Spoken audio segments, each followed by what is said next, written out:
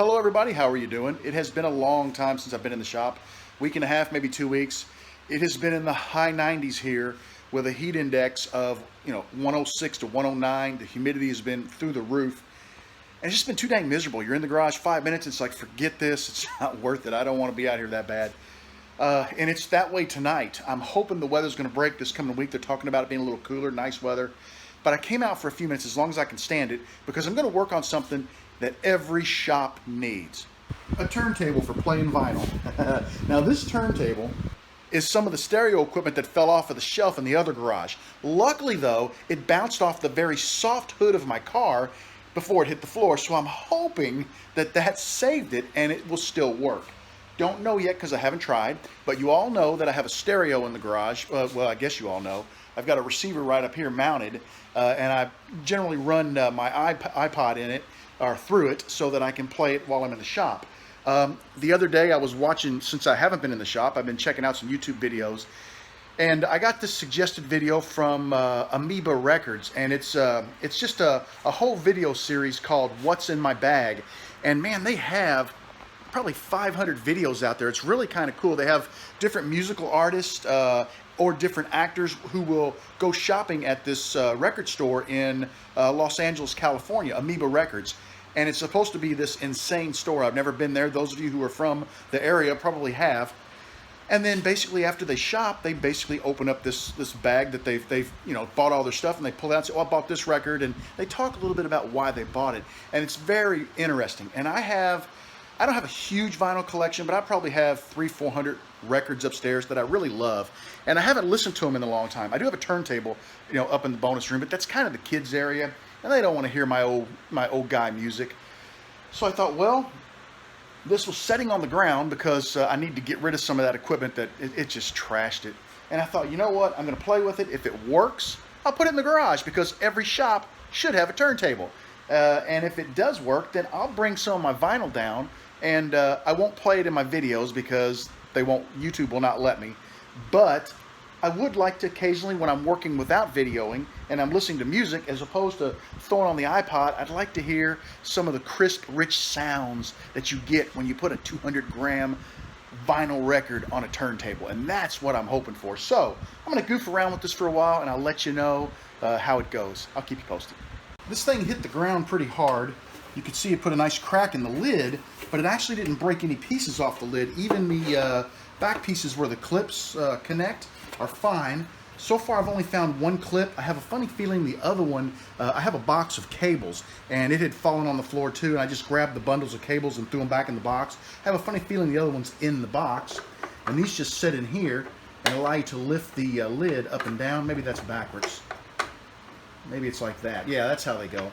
And so I'll dig another one of those out here in a little bit. But what I really want to do is I want to get a look under here and make sure the little motor still spins. I get the proper speed. I want to check the movement of the needle. So we're going to work on some of those things.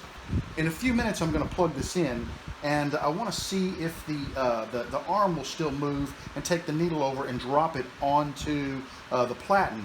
But I don't want to take a chance if this needle is still good at messing it up. So what I'm going to do is go ahead and remove the needle. There we go. Go ahead and pull this out of here. There we are. And if I take a look, let me bring this up to the camera a little bit. And focus on that. And you can see that the needle, it's still on there. It still looks good. It's not bent or anything. So I'm hoping that this piece is still good because this is relatively expensive. But let me refocus for you. There we go. I can actually test the arm now, take it over and drop it on the platen, and I'm not going to worry about damaging the needle. So we'll lay this aside for a few moments. Let me check underneath and make sure we have a belt on this thing. And of course we don't. This wasn't a casualty of the fall. When I got this turntable, it probably didn't have the belt on it. So I'm going to have to order a belt, and basically the belt just goes around the inside of the turntable here. There's this inner wheel, and it lays on this little wheel here, and this there's a motor under here that'll spin this at the proper revolutions per minute to get the platen going. So we'll order one of those online here once we verify that the motor still works and the arm still works. I was looking for a power button on this turntable. I have a Techniques turntable upstairs, and it's one of the linear trackings where the whole armature goes across. It has a power button over here, and then you select 33 or 45. This particular table does not have a power button. As you move the arm manually to the record, that's what starts the motor spinning and the platen turning. So basically, you can see the little message here. If the switch is out, it's 33 1/3. If the switch is in, it's 45 RPM. So we're going to leave that alone for a minute. I'm going to remove the lock on the arm. We're going to lift the arm up. Let's see. Up. Well, she's not going up or down there. All right, let's do it manually. Okay, down. She's a spinning. Okay, it's spinning, but that thing is just not moving very smoothly. I think we're going to have to take this apart and see what we've got going on under here. Let me bring it back over, lay it back in the cradle. This turntable apart and look underneath of the arm here, because something's wrong. When you lift this switch, there's a little piston under here, and that should raise up, and this arm should raise up, and it's very stiff. It's not moving freely, but it should raise up, and then very easily, I notice it's giving me some friction moving it over. It should be super easy to move it over, and then you drop it onto the record with this switch, and it goes down nice and slow. That piston right there is not doing there. So you can see it moving a little bit. Well, that just freed up. Look at that. Huh. Well, that's better. I think, well, I tell you what, I'm going to shut the camera off. I'm going to play with this a little bit and see if I don't have a little better luck. We are going to probably have to go ahead, take this apart, and check over here, because this is not wanting to start every time we bring this over. See what it's happening? It's not, wait, there you go. When I touch it, it spins. So there's something rubbing against that, or there's something causing it not to want to move. So we'll end up probably having to take the bottom off of this and get a closer look. It could be that hole in the bottom. Could be pressing against something inside of here. I don't know. We'll take a look at it in a few minutes. Guys, I think I found what's causing the drag on the arm. Look at this right here. It's the counterweight on the back of the arm. And evidently when this hit, you can see the glue on either side of it, where it has popped out of the back of the arm. So what I'm going to do is see if I can get this arm, take it off of here very carefully, and we are going to glue this counterweight back into the arm. That's what I think is causing the problem. See, lifting it up, you can't lift it up because the weight is basically pressing against the bottom of the turntable. So we're going to see if we can adjust that out, get that fixed, and then we'll go from there. So I'll be back with you in a minute once I get this arm off of the turntable. Remember I showed you the weight, the counterweight in the back of this arm, and it was at an angle jamming against the case? I took a pair of needle nose pliers and I grabbed it and twisted forward, and the whole thing dropped out, and then I pushed it back up in there. And now watch this. When I take this little retainer off and I let go, the needle rises. Now it's not supposed to rise, it's supposed to stay in its cradle, but that's because I had taken the needle out, and this provides the weight on the opposite end. Now look at that. If we raise the arm, you can see the needle rise. Lower the arm, it lowers. So we can raise it, we can move the needle over. I'm going to put it right here where this crevice is so that I don't bump my needle on this plastic.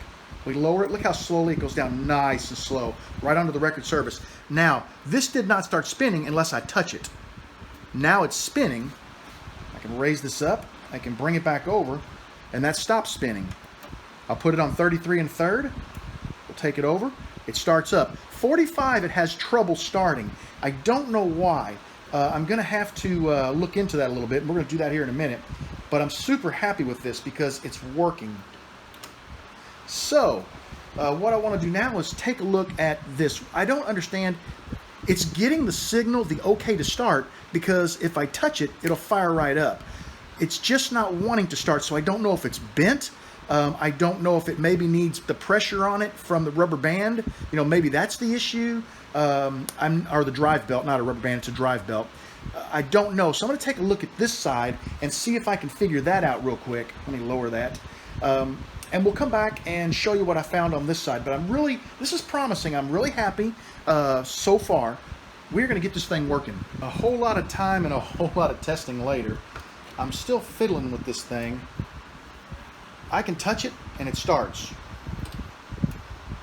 you can see, I can hear, as it gets over here, right there, you hear a click. That's when it should start. I took this out, and holding it in my hand, I got it to one point where I could move this back and forth, and it would start and stop almost every time, like it is right now. See? It's doing pretty good. I have a funny feeling either that motor is bad or possibly a contact or something in that motor. Like every time here I'm moving this over and back, start, see it's moving. I don't know if you can see it or not. Stop, start, it's moving, stop. So there, that time it didn't. But if I touch it, it starts moving.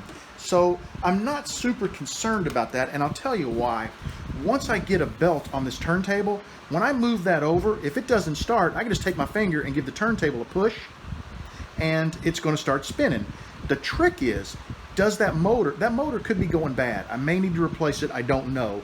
But the trick is, does it have enough oomph once it starts spinning to keep this table spinning at 33 1/3 RPMs per minute? Because that's exactly where I need to be to play my albums. So what I'm going to do now is, I'm going to get some information off this turntable. It's a PL-450, a Pioneer PL-450. I'm going to go in tonight, and there's companies online that sell these drive belts, and I'm going to place an order for one of these drive belts. Before I go in, though, I'm going to go ahead and just get everything put back together, and we're going to dig around and see if we can find the other clamp so that we can get the top working, because I would really like to keep the dust in the shop from settling on the turntable, and I would like it to stay attached to the turntable as opposed to having to move it, because if you have to move it, then you got to set it down somewhere, so you got to have a clean spot for that. But if I can just raise it up and let it hang above the turntable, you know, that saves me from having to have a clean spot to lay this down. All right, I'm going to see if I can find that. We'll be back in a few minutes with this thing hopefully put back together. Well, I'm super happy because the clip was exactly where I thought it was. It was in the bottom of a tub full of cables, and now we can lift this right up, and it stays up. So that's nice. We can keep the dirt and dust. I mean, that's not going to hurt anything, but we can keep the dirt and dust off of the turntable. Everything seems to be working okay. I put everything back together. I got a few nicks in there, but that's not going to hurt anything. That's below the level of the record, so it won't affect the record. What I'm going to do is go in, and I'm going to order a PL-450 belt. We're going to get that belt in. That'll cost a couple of bucks. It'll be here in a few days. Super cheap. And we're going to try it out, and hopefully it works. Worst case scenario, that motor over there, now that would not have been affected in the fall. That motor is mounted to two little rubber grommets, and it bounces. It does have play in it. That's the way it's designed. So it is mounted properly. There's nothing broken on it. If there's a problem with the motor, either it's super dirty inside and number one needs cleaning, or number two, it's just wore out. So what we'll do is we'll get the belt, we'll put it on here, we'll try this thing with a couple of albums. If it works, great. If it doesn't, we'll try some electronic parts cleaner on the motor over there and see if we can clean that out and make sure that it's working. I think it's going to work. I just may have to give it one of these when I want to start it up. So I'm okay with that for a shop turntable, as long as I can listen to some awesome vinyl in the shop. That's it for me tonight. It's hotter than heck out here. I mean, you can see I'm sweating like crazy.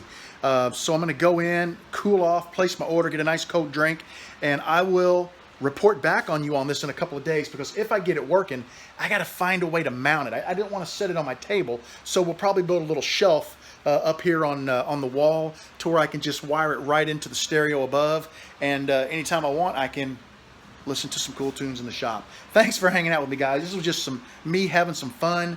Hopefully the weather breaks this coming week. They're saying it's going to. Keep your fingers crossed, and I'll get back out in the shop. I do have a couple of things to show you, though. I almost forgot about this, guys, but Brett Maples sent me a package. We're going to open it up right now and see what Brett sent me. I know that this is some wood that Brett cut a while back, and he promised to send me some. And, of course, life got in the way for a little while, and nobody understands that better than me. There we go. All right, bust that open. Oh, all right, check it out. Look at that. There's 3 pieces of this, 2 long pieces and a shorter piece. And let's see what this is. There's a letter in here. It says, Bob, I'm sorry it took so long to get this out to you. No problem, brother. Nobody understands that better than me. I'm always getting jammed up and not having time to do what I want to do. Let's see, but I appreciate you sending this. Thank you. It's still green, and I wanted to let it season. Since finding your channel, I've been inspired to do more woodworking. thank you. That's a very big compliment. I appreciate that. Enclosed are 3 pieces of New Mexico red cedar. I've made a couple of things with them, but don't have a lathe. I am unsure of how it will turn. Thanks for all you do. Brett, thank you so much. This is going to be interesting. I don't have a clue how this is going to turn either, but I guarantee you we are going to find out. I got a couple other things I want to show you real quick before I shut this video off. Those of you who follow me on Instagram may remember, this has been many months ago, a young man that goes to school with my son follows me on Instagram and asked me if I would make him a dip pen, about a 7+ inch dip pen that he could use for his calligraphy. And I agreed to do it. I went out, I bought a blank, and then I needed a nib, so I had some cheap nibs that I got from Penn State. They just didn't impress me, so I went out and I asked him what type of pins that he used already, and I bought one and I disassembled it, and I took the nib out of it and inserted it into the one I made. So when it came time to give him the pin, you know, he told me, I want to buy it from you, I want to pay you to make it. Well, I had so much money in the parts alone, not including my time to make it, that if I would have told him, hey, I want X dollars for it just to cover my parts even, his parents were going to think I was taking advantage of him. And I couldn't bring myself to do that. So I wrote a nice little letter and asked my son to give him the pen and the letter. And basically the letter said something to the effect of, look, this is my art. This is what I do. Your art is calligraphy. I'm going to make you a deal. All I want for this pen is for you to make me a sign that says the Blanfords, established 1999, in your art form. Something that I can build a frame for and hang up in my home. And that's what that young man did. Now look at this. I've had it for a little while. I need to go ahead and get this mounted. What I think I'm going to do is cut it off here and here, make it more of a rectangle, and then I'm going to build a nice frame for it. And we'll get a piece of glass. I'll go to like Goodwill or the thrift store and buy a large, one of those ugly, gross paintings they have, throw all that crap away, but I'll cut the glass with my glass cutter and make a glass for it, and that's something that we're going to hang in the hallway where we have all of our family pictures. A couple other things I got that have come in recently. I got some more starter bits. I've been using these quite a bit for my kitless pens, and I started using them on the aluminum lathe, and the other day I ended up breaking one. So I thought, what the heck, I'll buy another batch. And I bought me a #1 Morse taper 60-degree live center for the metal lathe because I want to be able to, as I turn stuff, if I need to put support on something, I want it to have a good live center. I just didn't have one. And the last thing I bought, which is going to be really tough to show you guys, but I bought a tool post holder. This thing is sweet. I'm going to have to do a little work to get this mounted to the lathe. The piece that mounts it has got to be machined. So I need to figure out how it needs to be machined, the way to machine it, and then I'm going to have to talk with some people who do that type of work to see if they can machine it for me so that I can replace my lantern style tool post with this quick change. And it came with 1, 2, 3, 4, 5, 6 tool post holders. So it's going to be great, man. I can't wait to put it on my lathe and try it out. So this has been really good for me. So been an exciting week, even though I hadn't been in the shop. I'm super happy. It won't be long. I hope the weather will break and I'll be able to spend some more time out here. I'll get you guys posted on the turntable, everything else that's going on. I'll let you know what's going to happen with the tool post as I find someone to machine it. I just gotta look around a little bit, figure out what I need, look around a little bit. I want to thank you guys for hanging out with me. I promise, as soon as I get this turntable working or find out it's a dud, you guys will know first. I'll let you know what I find out on this tool post holder. I got some research to do on how I'm going to go about machining the bottom. I don't think I'm going to do it. I think I'm going to try to find somebody who is a true machinist and not just some guy in a shop who sometimes figures things out and sometimes doesn't. We're going to find somebody who really knows what they're doing. So thanks for hanging out with me. I'll talk to you guys again real soon. Have a great evening.